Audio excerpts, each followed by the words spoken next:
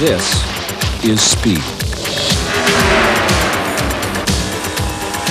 3,500 pounds speeding through 3 dozen competitors. Sometimes, oft-times, they don't make it. It is noisy, spectacular, dangerous speed.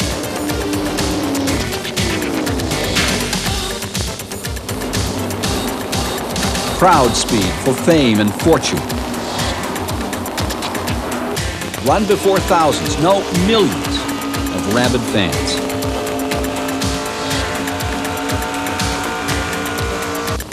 The artful practice of speed in racing American stock cars.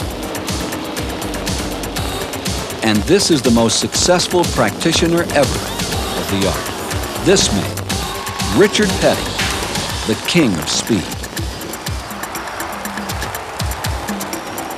For the next few minutes, you'll ride with Richard Petty through the streets of his hometown, Level Cross. 220 miles an hour down a superspeedway straightaway. You'll share his best moments and some of his worst.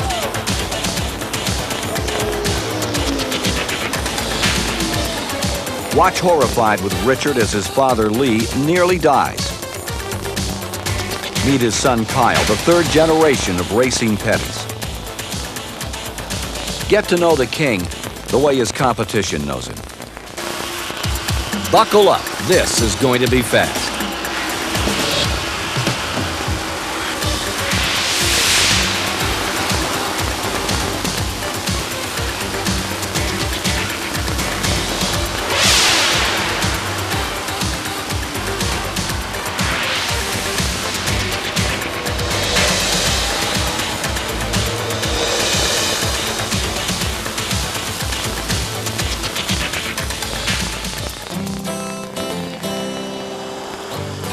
Let's start in Level Cross, North Carolina. This is the red clay bed from which springs the lush green that is the birthplace of Richard. The home of one of auto racing's most respected and envied enterprises, and the place where Richard returns when his days of thunder turn to night. For one who is so clearly king, he seems so comfortable, so down to earth. Listen to him. See if I'm not right. Hi, I'm Richard Petty. My family's racing tradition started here probably 40 years ago, and racing has really changed a lot. What I'd like to do is take you on a tour of my career and show you what I think is the world's best sport, which is Winston Cup racing. Richard's sport, stock car racing, is no longer a series of renegade, whiskey-running weekends on the dirt. It's grown, but this man remains virtually the same as he was in the beginning. Today, stock car racing is America's #1 spectator sport, drawing millions to its high-tech, high-speed thrills every weekend. From the beginning, it's been a mutual admiration society. Here's what I mean. A man who drove his Ford to work every day lived and died with the Fords come the weekend stock car races. Didn't matter who was driving. That's my Ford down there. He was battling those Chevys and Olds and Mercurys for bragging rights. As time went by, those fans started to choose their racing heroes. And their names were Joe Weatherly, Curtis Turner, David Pearson, Freddie Lorenzen, Junior Johnson, Bobby Isaac, Lee Petty. They were a rugged, hard-driving, hard-living collection, many of whom feathered their reputations with wild and romantic tales of moonshine runs on the way to the track. Today, the colorful whiskey-running renegades have been replaced with media-driven superstars. But before that ever happened, there was the coronation of a king. Stock car racing was much like the early pro golf tour, blessed with wonderful characters, marvelous champions. But neither sport truly grabbed America's attention until a swashbuckling, charismatic warrior came along. In golf, it was Arnold Palmer who took the game to its current popularity. As for stock car racing, it was a skinny good old boy from Level Cross, North Carolina. He was my hero when I was just a little guy, looking up to all these racers. I started racing when I was 5 years old. Richard was racing back then. He was my hero, and I just grew up watching him and idolizing him, and it's really neat that I finally grew up and got out and could race against a guy that was my hero when I was just a little kid, and that's Richard Petty. He is what heroes are made of. He is definitely hero material. He has always been a hero, and yet he's always lived up to the stature that people put him in. To me, he'll always be the king, whether he wins another race or whether he doesn't, you know. It's always going to be in my eyes as Richard Petty the king. He is, quite simply, the king. His records likely will stand for at least as long as we live. The only one to ever reach the 200 victory plateau in a major racing series. No one else has ever won 7 Daytona 500s. No one else has won 7 Winston Cup driving championships. He's earned over $7 million. Car 43 and its colorful driver became the symbol of racing excellence.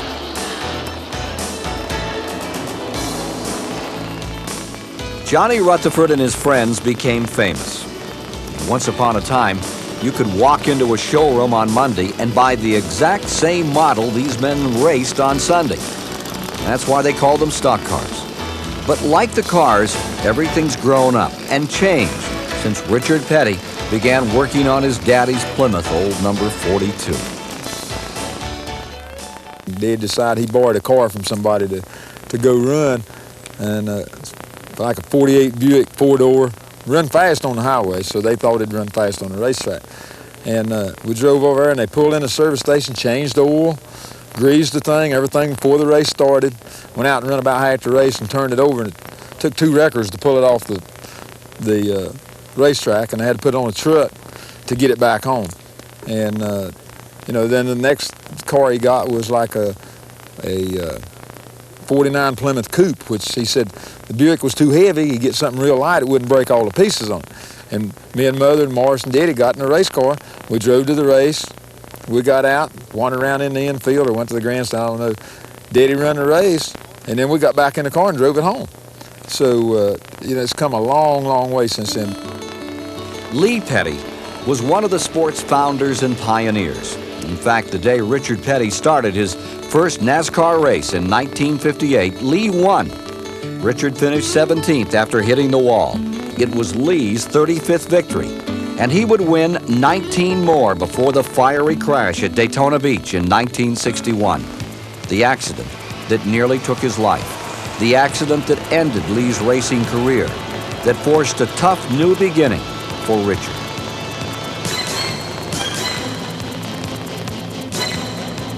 Mother and Daddy spent 4 months in Daytona, never come home. We went down a couple times to see them, but they left the whole thing up to us, so we had to make it work. So I think I grew up overnight. I really think I did, is just to know the responsibilities. Up to that time, I had no responsibilities because I just drove the car. If we needed some tires, Daddy paid for them. I didn't worry about them. I'd go order them. You know what I mean? Need a new car, I'd go get a new car and let Daddy worry about it. But all of a sudden, I had to worry about ordering the car and also paying for the thing.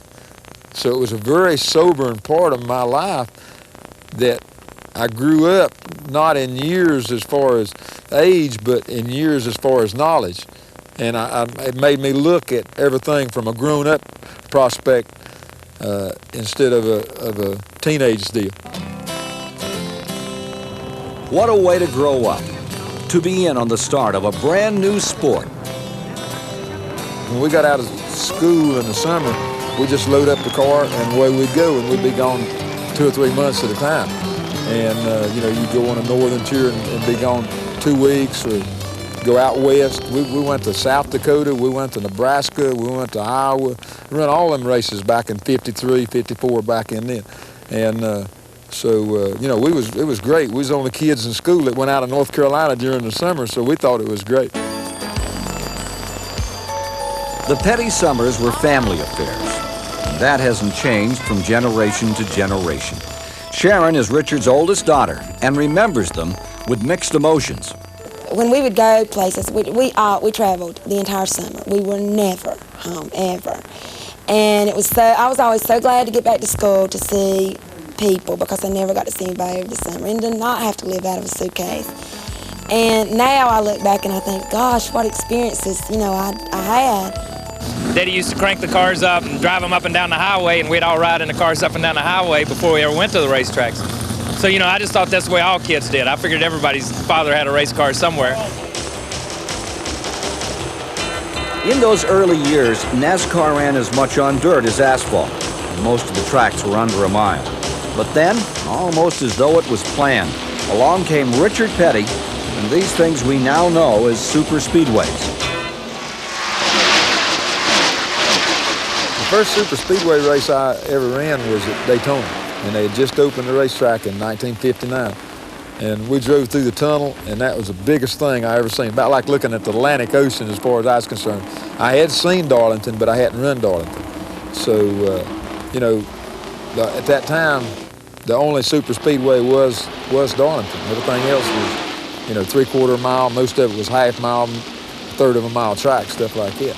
So we went to Daytona. It was just unreal how big the racetrack was. And here I was, a 21-year-old kid and never driven but maybe 8 or 10 races, and all of a sudden they throw you out on that thing. And you know, we went down there and they got all the drivers together and said, okay, this is a new speedway. Nobody's ever been on it.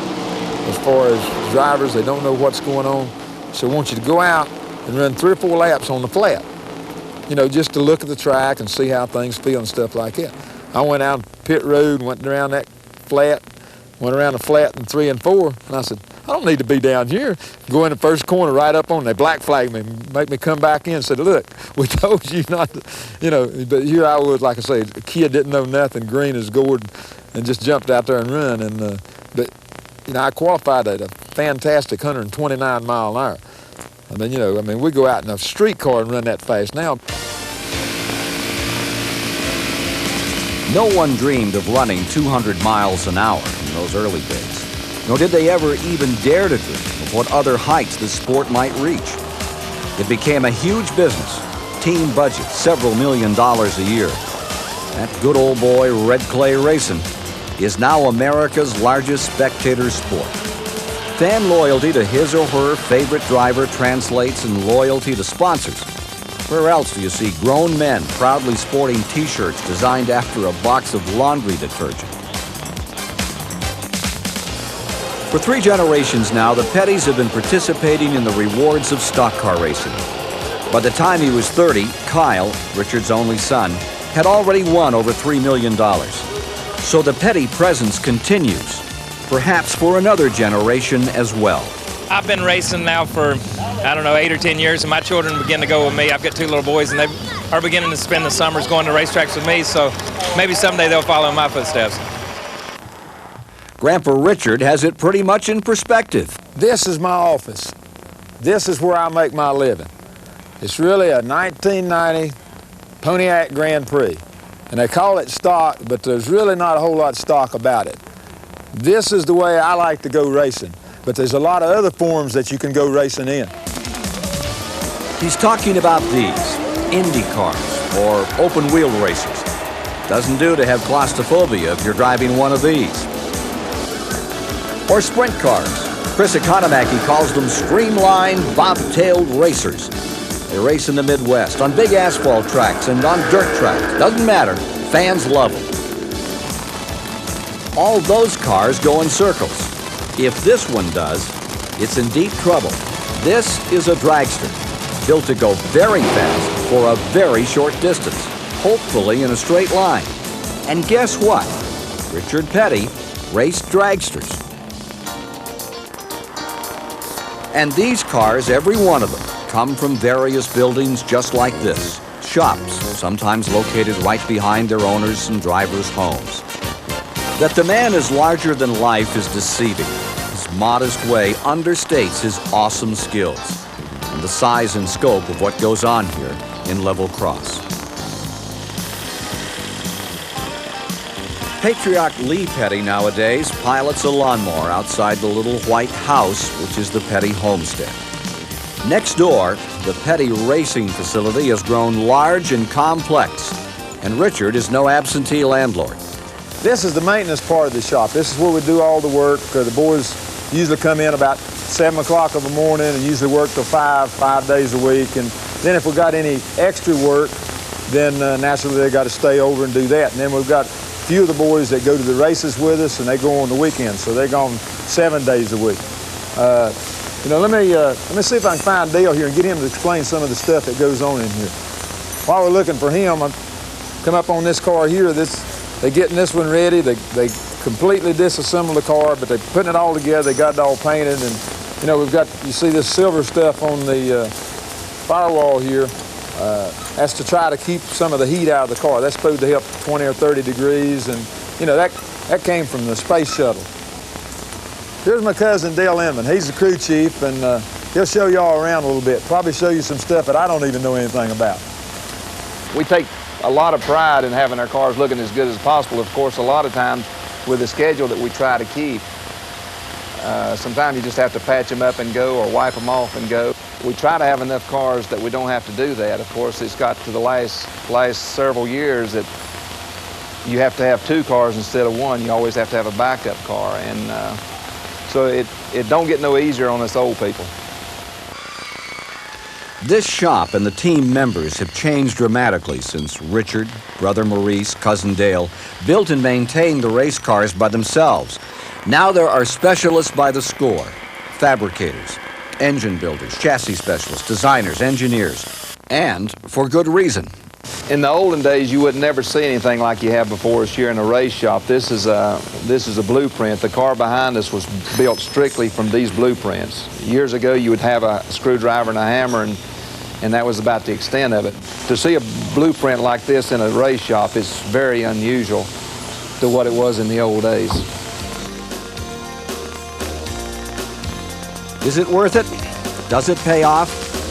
Well, right there next to the shop in the Petty Museum are the tangible symbols of 4 decades of work.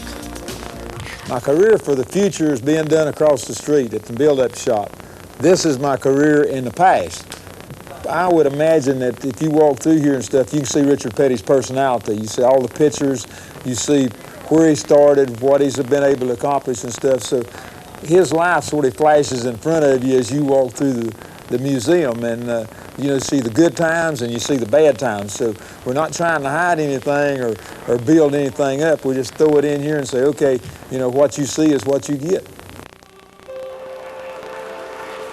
Though Richard and his team haven't added a winner's trophy since July 1984, there's always the next race. That's what they all work toward every day. What goes on in the shop is all prelude.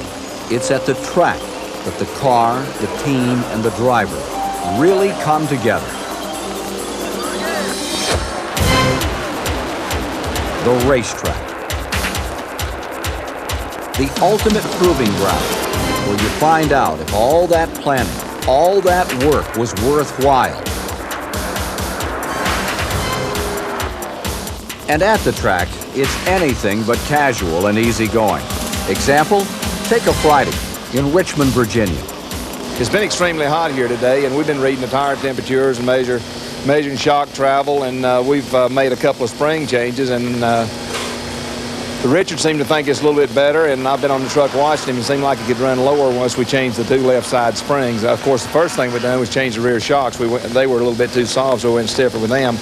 But mainly, you just read the tire temperatures and the shock travel, and then what the driver feeds back to you, and I think we've helped the car a little bit.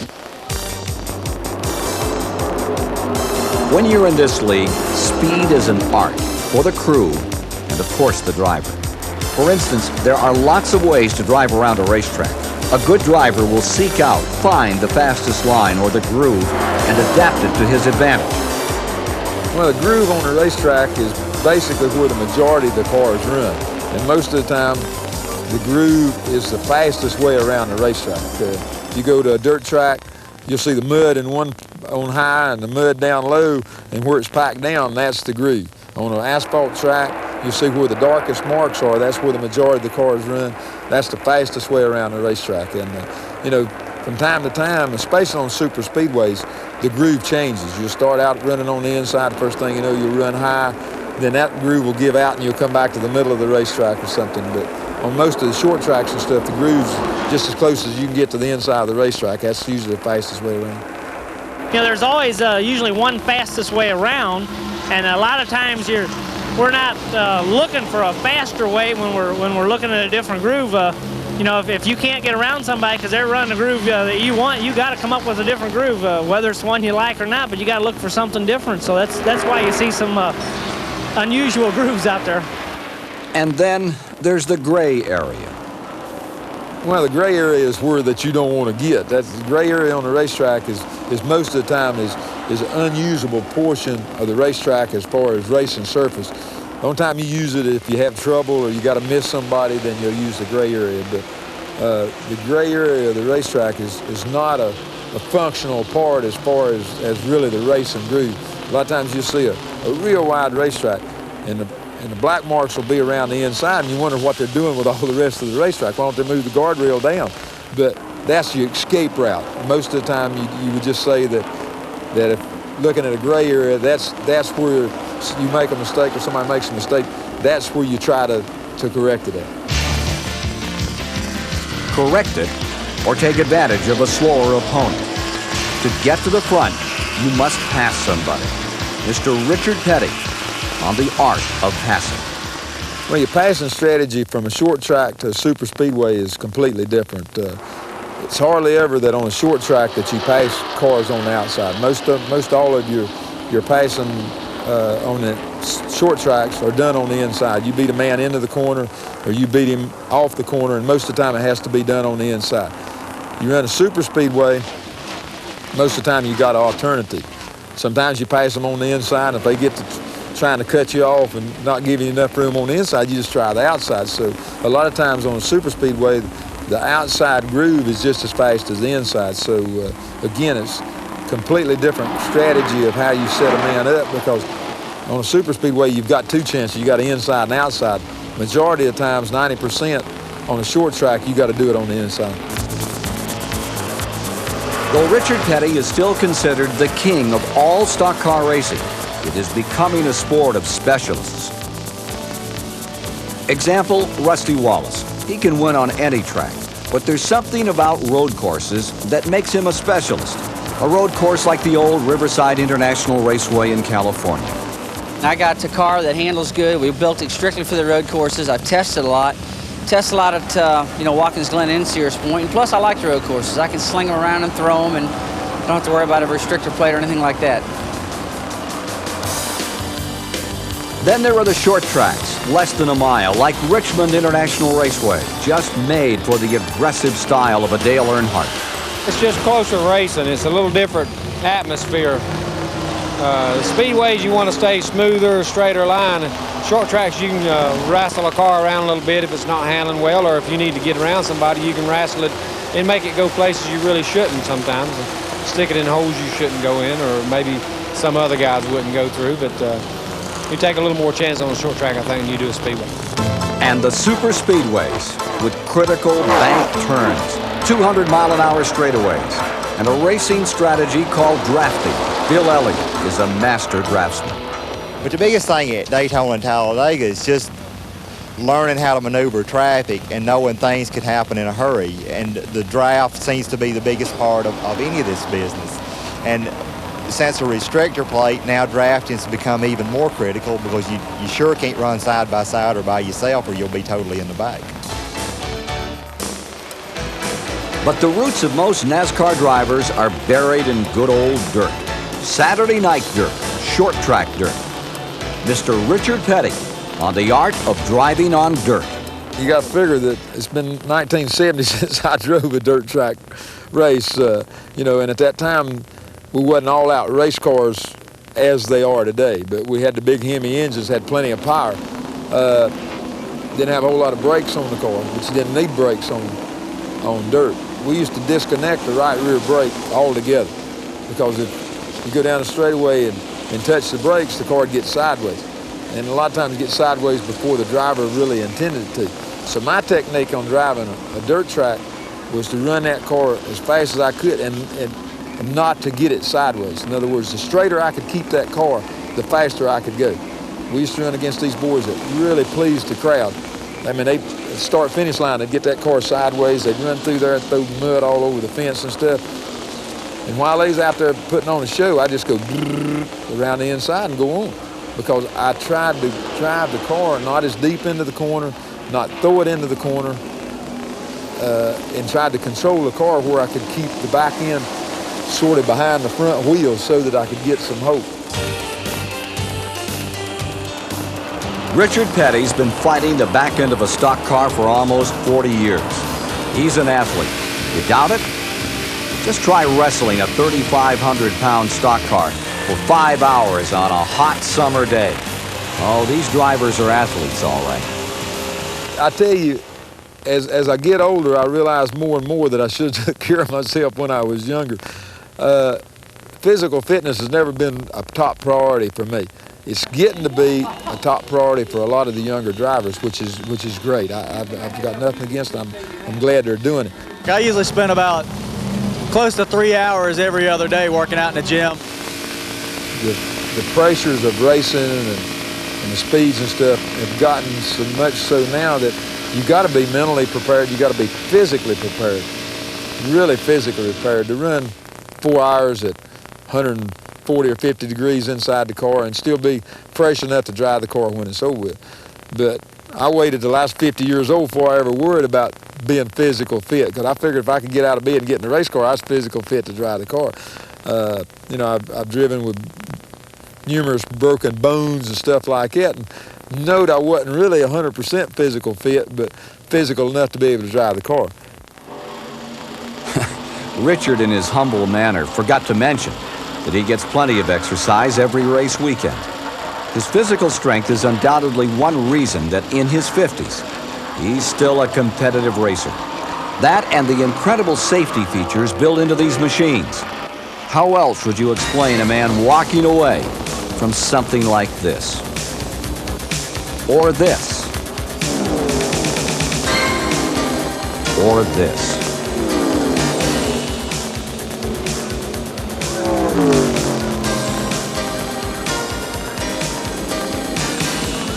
Wrecks for Richard Petty are occupational hazards.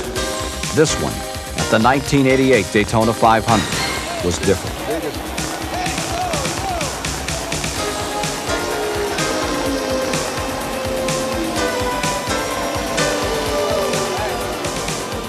The biggest memory on my mind is the 88 wreck at Daytona, coming off a fourth turn.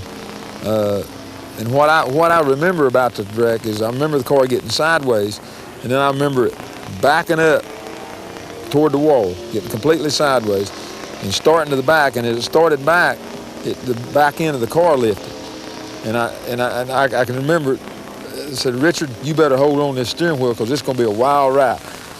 And I knew that I wanted to hold on really tight because I didn't want my arms squaring around.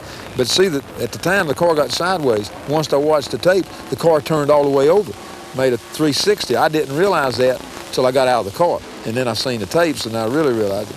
I thought it just got sideways, and I don't remember the turning over part, but then I remember the car backing up, and I can remember the car spinning on its nose 3 times.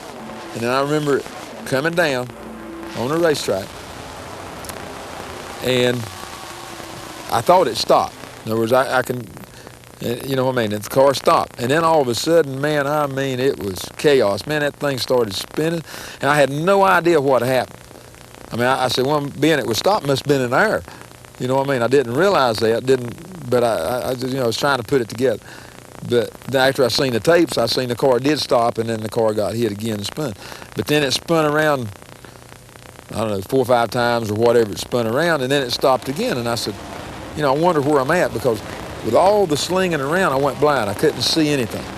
And I think after about the 3rd time that it turned over on its nose, then I didn't see anything. So I didn't see the car coming that hit me. So I didn't get scared or anything because I couldn't see anything. And so the car stopped, and I remember punching the button and telling Dale, I said, I'm okay. And I was out of breath, so that's all I could tell him. And here I had my eyes open, but everything was black. And then all of a sudden, they was all leaning over me and stuff. All of a sudden, this thing started turning gray. You could see, I started seeing outlines of bodies. Time they got me to the infirmary in the infield, then I could see good. Didn't bust a blood vessel in my eye or nothing. It was just, I thought myself, man, these things are going to be black and blue. Not nothing. It was perfectly clean. Got out of the car, had one little place on my ankle where the clutch had been bent over and hit it. Not a mark anywhere, not a scratch, not nothing. That fantastic wreck and all that spinning around and didn't even get a busted blood vessel in your eye. So, the good Lord was with you on that particular situation. It seems incredible that a driver could walk away from a crash like that, but it happens more often than you think. The ones they don't walk away from are the terrible high-impact crashes where all the force of a 3,500-pound race car stops dead on a wall like this. It might not look safe, and granted, every accident serves as a guinea pig for future safety improvements. But consider how these cars are built. Roll bars have been mandatory for years, but the Pettys came along and added a feature that's now standard. This particular bar was called a Petty bar, and all the NASCAR rule books and stuff. Used to, when we ran, we didn't have near the roll bars in the car.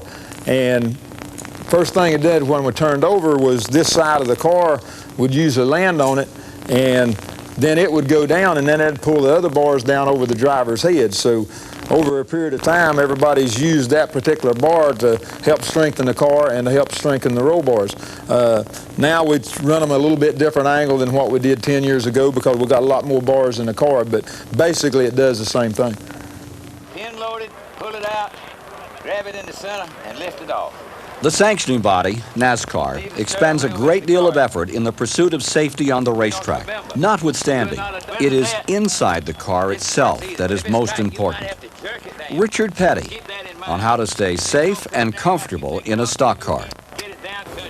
Well, when we start building a car, the first thing we think about is safety. So part of the construction of the car is done with all the roll bars you see around the car. That helps hold the car together and also protects the driver.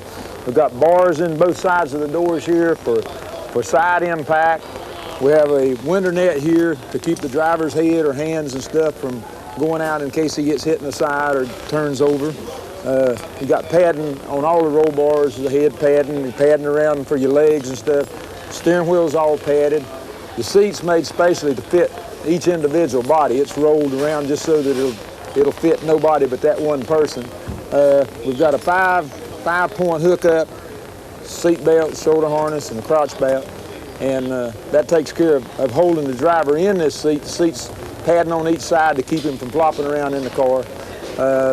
Then I guess the next thing you know, you've got to have a helmet naturally to keep from getting beat around. And here we have a helmet, and we run these races for 4 or 5 hours, and your head gets, real tired, your neck gets tired, and you lean over. So we have a deal here that hooks to the top of the helmet to hold the man's head from bouncing around. I've also got, they call it an oxygen mask, but it's not. What it does, we have a filter over on this side over there, and then we pump air into here, and it takes all the carbon monoxide out of the air. So that way you breathe nothing but pure air. Naturally, we have radio communications with a spotter up on top of the grandstand where if anything happens, then he can tell us way ahead of time.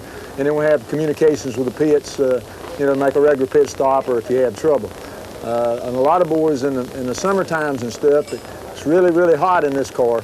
So we have a cool suit or a cool seat where you sit down on the seat and it runs cold air through it, or sometimes they put it on like a vest and stuff, and it runs cold air through it and it keeps you cool. So anything that you can do for a driver for 4.5, 5 hours as far as getting him pure air, cool air, keep him cool, then he's going to be more alert and it makes everything that much safer. Talk with him last time. So the driver tries to make himself as safe as he can. But he still must worry about the other drivers in the race. NASCAR calls a mandatory drivers' meeting every race morning to reinforce safety measures and warn against misbehavior on the track. You don't deliberately supposed to, spin people out and all this kind of stuff. But over a period of years, that's not as gentle. People are not as gentlemanly now as what they used to be. Used to, there was one or two that you had to watch out for. Now there's 10 or 12 you got to watch out for. I don't know that the people are really wanting to do it as much as they just feel compelled to do it because of the pressure that's putting on them from their sponsors and this kind of deal. We've got certain rules that are really brought out, like hand signals. If anything happens in front of you, you turn your hand, throw your hand up. The worse it looks, the more you wave. If you're going to make a pit stop, try to pull over going down the straightaway, let the people behind you know what's going on. These kind of things. But they're brought out in a driver's meeting. Everybody knows about it. Watch your mirror, don't pull down in front of anybody that's coming up on you. Hold your line. These are things that brought out. There's a lot of things that are just generally understood of how you handle people, how you do things on the racetrack. We have talked of the driver and the car and the track on which he runs. But who keeps him out there? What of the crew that anxiously, patiently waits on pit road? This collection of very talented men, every bit as important as speed and spark plugs. The over-the-wall gang are the ones on the line. Risk. There's the front tire changer, his rear tire counterpart, the jack man, the tire carrier, the gas man with his catch can man. Everything has to be executed perfectly and in a matter of seconds, and you can get hurt out there. Those who remain behind include the crew chief, the scorer, those in charge of water and tires, along with various volunteers. Finally, after weeks of preparation and hours of practice time, the whole team is ready to hear the most famous words in racing. Hey, Richard, can I get a picture with you, partner? No. Not those words. These.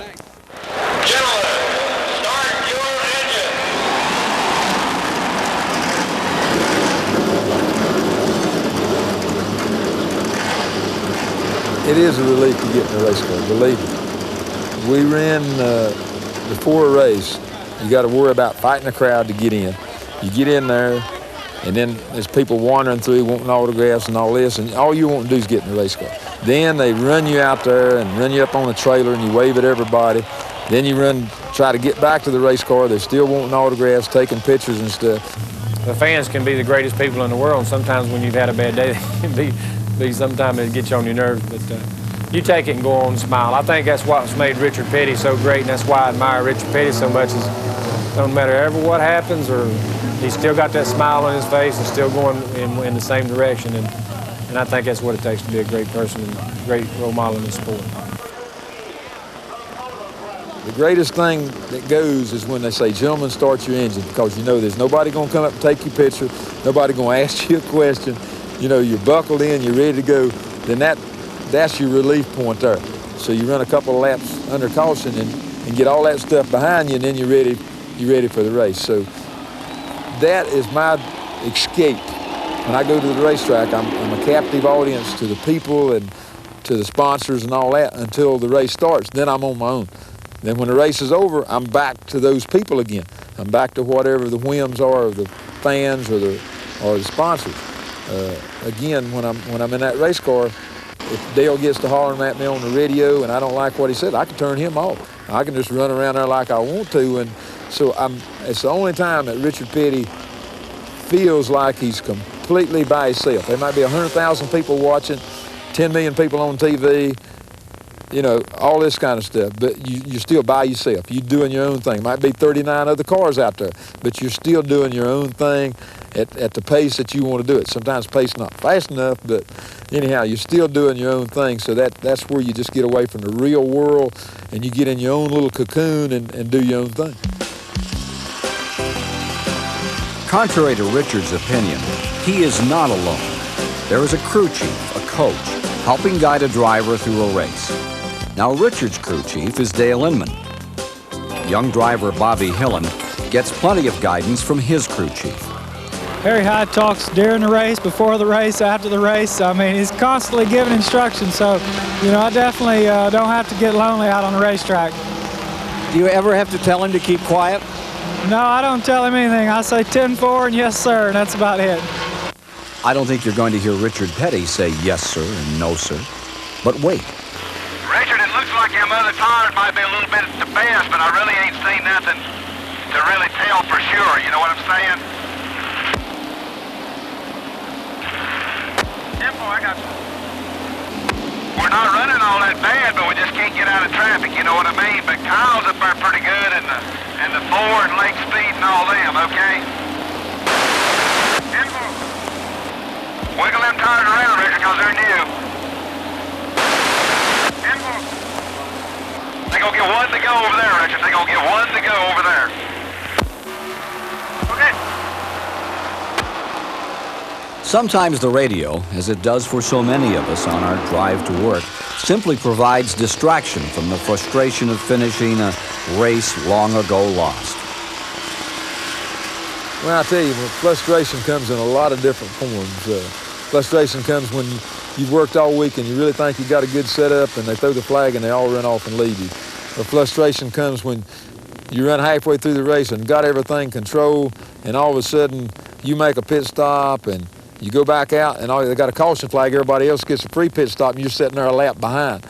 You know, that kind of frustration. Or you put on a set of tires and the car pushes, you put the next set of tires on, the car's loose. Or you running last lap and motor blows up. That's frustration.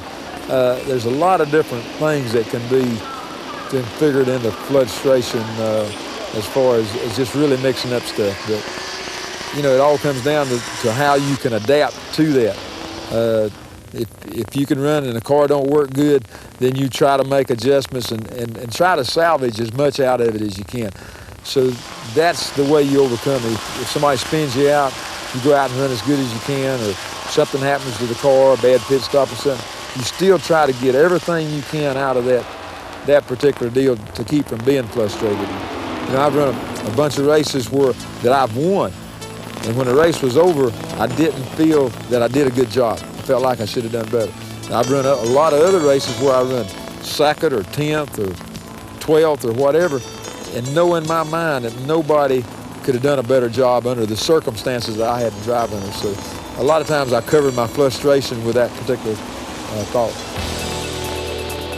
The present-day practitioners of the art of speed constantly push closer and closer to the edge. And Richard? I tell you what, you know, I look at life probably a little bit different than most people, or a lot of people, and I look at it different now than I did 30 years ago. I sit down every once in a while and just look around and see my home and see my family and see the museum with all the stuff and see all the wins that I've had, and said, you know, the good Lord was really good to you, Richard. He let you do all this stuff. Now, you can't jump on his back for having adversities, having things that don't go exactly like you want to. So, you know, you got to figure that the Atlantic Ocean's out there and the waves go up and the waves come down. Well, I'm the same way. I go up and I come down, and I'm hoping to go up again, and I hope to come down again. I've had a lot of good years, more good years than anybody's ever had, than anybody will ever have. And then on the other hand, I've had as many bad years as anybody's ever had too. So I feel like it's an even and out deal. Anytime there's a plus, there's got to be a minus to make it balance. And for me to enjoy good times, I have to have bad times. And if I had nothing but good times, I'd soon think they was bad. And if I had nothing but bad times, then I know everything was bad. So I got to have good times to realize when the bad times is there. So it's just an equalizing deal that, you know, the sun comes up, the sun goes down. I go up, I go down, you know, and I have to learn to live with that. And I probably couldn't have done it quite this good 10 years ago.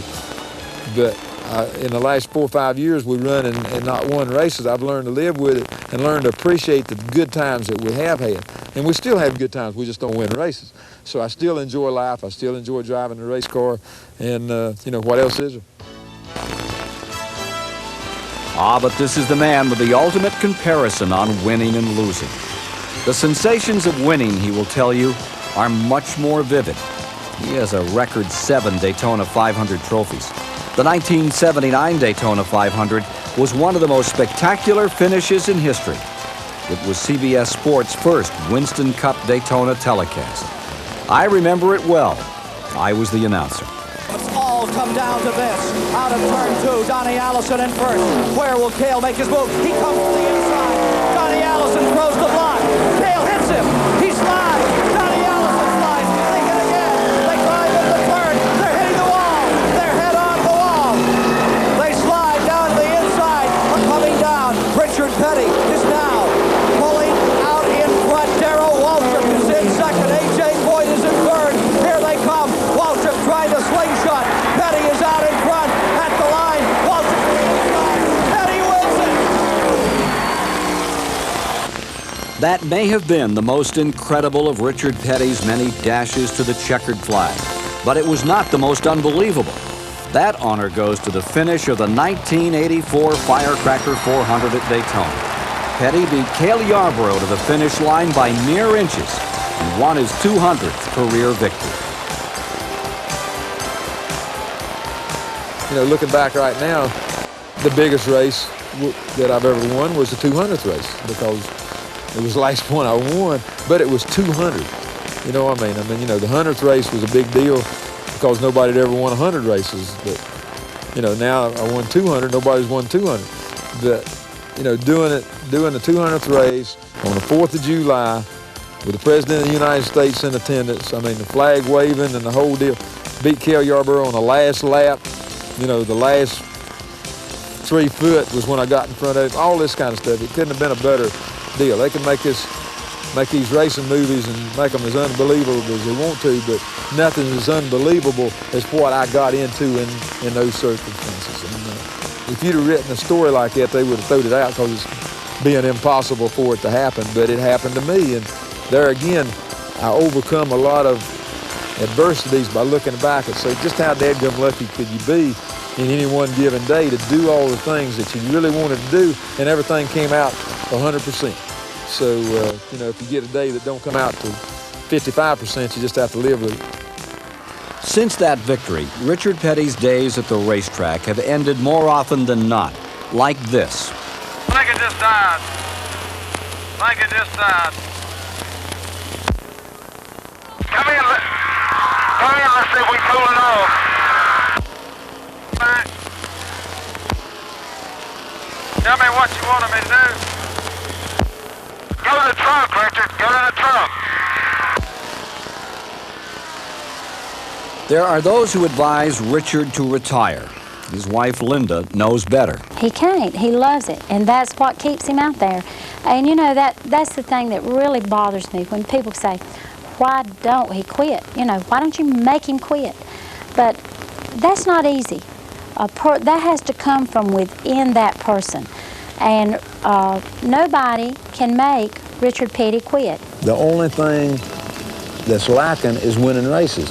But on the other hand, I don't want to trade and say, okay, I want to win some races and trade all the other good parts of life away. You know, from that standpoint, even if we don't never win a race, then I think we're going to be happy with what's going on. And I'm still happy when I get in that race car. I still love to drive a race car, and you know, as long as I do that, then I'm not endangering myself or somebody else, and I'll probably still be in there digging along. And what does the son he taught so well say about it? To talk to him about racing and to be around him in racing and to hear how he explains things, it's like having my little boy, Adam or Austin, explain how they got a new Christmas toy. You know, when he runs good, it's just like, you know, man, Santa Claus came last night. He just loves the sport, he loves to drive, and if he's going to drive until he's 90 years old, then that's fine with me. Kyle is right, you know. Sunday afternoons at the racetrack are better for the presence of Richard Petty. Grace and style and rich memories and a lot of skill abound when 43 is surging through the pack toward the lead.